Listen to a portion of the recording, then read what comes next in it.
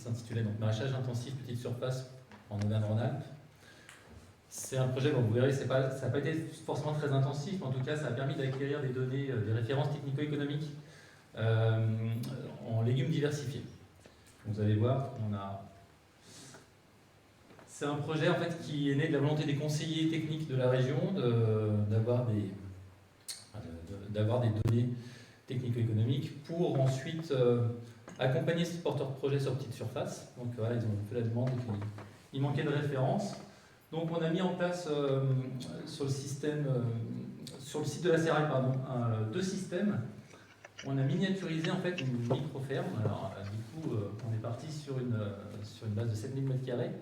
Et on a miniaturisé ce système sur 1000 m². Donc on a produit sur 1000 m². Et puis comme on n'était pas sûr qu'en miniaturisant qu'on ait des données assez fiables, on a fait un système de référence qu'on a appelé le système surface classique. On s'est basé sur une exploitation moyenne de 3,4 hectares. Donc là on a miniaturisé ce système à 6,35%, vous avez ici. En tout cas, sur ce système, on avait beaucoup plus de références. On s'est dit que les données qu'on allait acquérir sur la petite surface, si ce système de référence était validé, on pourrait ensuite, par extrapolation, valider le système petite surface. On s'est basé donc sur des fermes de 7000 m² et 34 000 m². Elles ne sortent pas de nulle part. C'est des données qui sortent d'enquêtes qui ont été réalisées par le Bureau technique des maraîchers du Rhône et la Chambre d'agriculture du Rhône. Donc une enquête de 2017, et donc on a pris la moyenne de surface pour la partie petite surface, donc on était autour de 7000 m². Et donc pour le système de référence, c'était une enquête de 2013.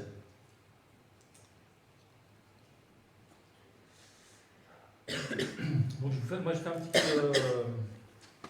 peu de méthodo, parce que du coup c'est un projet qui est assez gros à monter. En comparaison des deux systèmes, le système petite surface, on a réduit la mécanisation, donc on a travaillé avec un motoculteur sur des largeurs de 80 cm, alors que dans le système de référence, on était avec tous les outils tractés.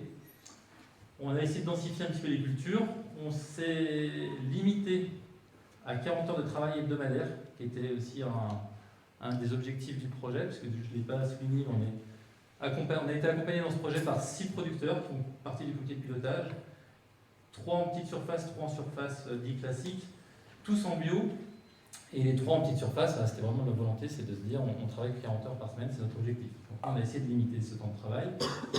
On a augmenté par contre pour la partie petite surface, la surface sous abri. On a plus de 20% de surface sous abri, alors que dans le système de référence on est à 11%. Et on a légèrement adapté la gamme de légumes, parce que l'objectif c'est bien d'acquérir des données sur le maximum de cultures légumières.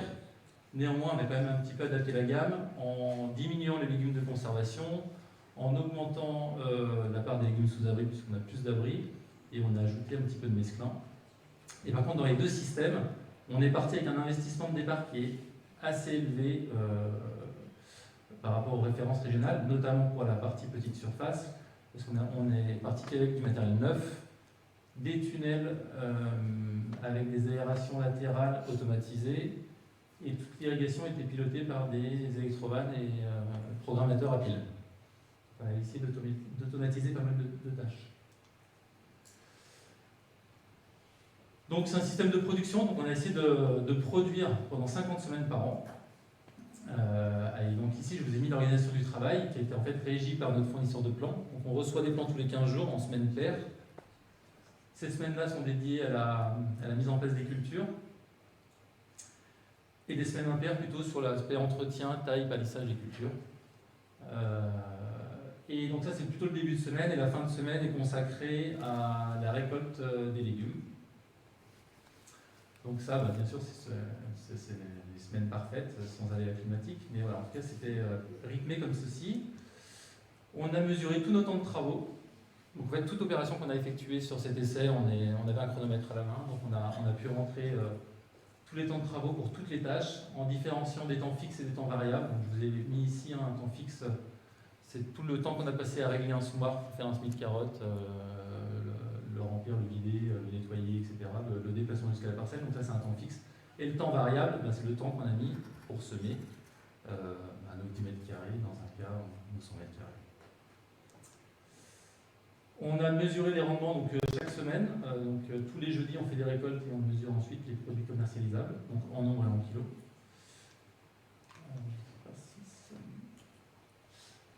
Et du coup, ensuite, on a extrapolé ces données. Donc on a multiplié le temps de travail par des facteurs de miniaturisation. On a ajouté du temps de commercialisation, parce qu'on n'a pas vendu les légumes qui ont été produits. Donc ça, on avait estimé à 25% de temps la commercialisation, la préparation et la commercialisation. On a rajouté du temps aussi administratif et d'entretien. Et les mesures des rendements, on a trié au champ. On n'a pas, tous les légumes qui ont été mis en place n'ont pas été récoltés. Donc on a fait un tri au champ, auquel on a appliqué un pourcentage de perte de 5%, qui peut paraître faible, mais en tout cas c'est quelque chose qu'on a défini avec le comité de pilotage. On était aussi dans des années, je ne l'ai pas précisé, mais 2019-2021, donc des années Covid. Et les producteurs, tout ce qu'ils avaient à vendre, le vendaient. Donc on a eu du mal à définir cette perte qu'on pouvait avoir de retour de marché ou autre. Et on s'est basé sur des prix de la mercuriale au Ravio. Donc ça, c'est des producteurs qui font remonter leur prix de vente et qui est mis à jour tous les trimestres. Et donc j'en ai directement au résultat. Donc là, je vous ai mis en gras en fait, la partie petite surface. On obtient un chiffre d'affaires par mètre carré développé autour de entre 8 et 9,5 euros selon les années. Donc 2021, ça a été une année très pluvieuse, donc on a raté pas mal de cultures, notamment des semis, de carottes en estivaux, on a raté pas mal de cultures d'épinards, etc. Donc on a un chiffre qui est un peu plus faible qu'en 2020. Et aussi, on a aussi été plus juste dans les légumes qu'on mettait en vente. Comme on n'a pas vendu, ça c'est difficile. Et la première année, on pouvait avoir des à-coups de production et on a fait comme si tout était vendu. Alors qu'en fait, en deuxième année, on a commencé à être vraiment un peu plus juste et de se dire on a un ou deux marchés à fournir.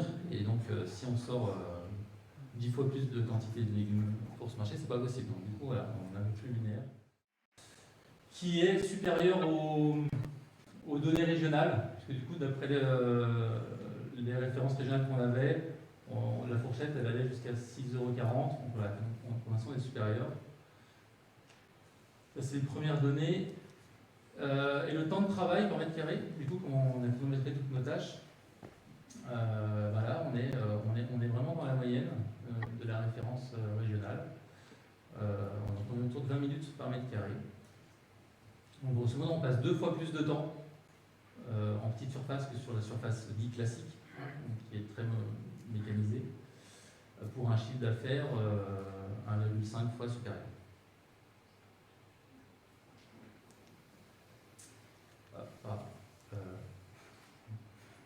Peut-être en même temps. Du coup, on obtient plein de données par culture. Donc, je vous ai dit, on a essayé d'être le plus diversifié possible dans notre approche. Donc, on a des données par année sur toutes les cultures. Donc là, je vous ai mis les premières de la liste par ordre alphabétique. Donc, ce qui nous permet d'avoir des temps de travaux par mètre carré sur ces cultures-là, des rendements et des chiffres d'affaires par mètre carré. Et ensuite, on peut également montrer des résultats par rapport à la valorisation des cultures par rapport au temps de travail. Donc là, je vous ai mis à gauche les cultures qui valorisaient le plus par rapport au temps de travail passé. Donc on retrouve en fait sous abri les solanacées et en plein champ plutôt les cultures vitacées. Et à droite, le tableau, c'est les cultures qui valorisent le moins bien par rapport au temps de travail. Donc du coup, là, on retrouve petit pois gourmand, une culture qui demande du temps quand même de récolte, avec des rendements qui n'ont pas été très hauts. Donc ça, on a ça pour l'ensemble des cultures, et on peut aussi faire, je crois que je vous ai mis après, une valorisation des cultures par rapport à la surface. Donc là, sans surprise, les cultures qui valorisaient le plus, donc c'est le tableau de gauche, on retrouve tout ce qui est mesclun, mâche, qui sont sur peu de surface et qui produisent beaucoup, et ensuite les solanacées. Et sur la petite surface, toujours pareil, petits pois gourmands, ça prend de la place. Les choux n'ont pas été bien réussis dans ces années de production chez nous.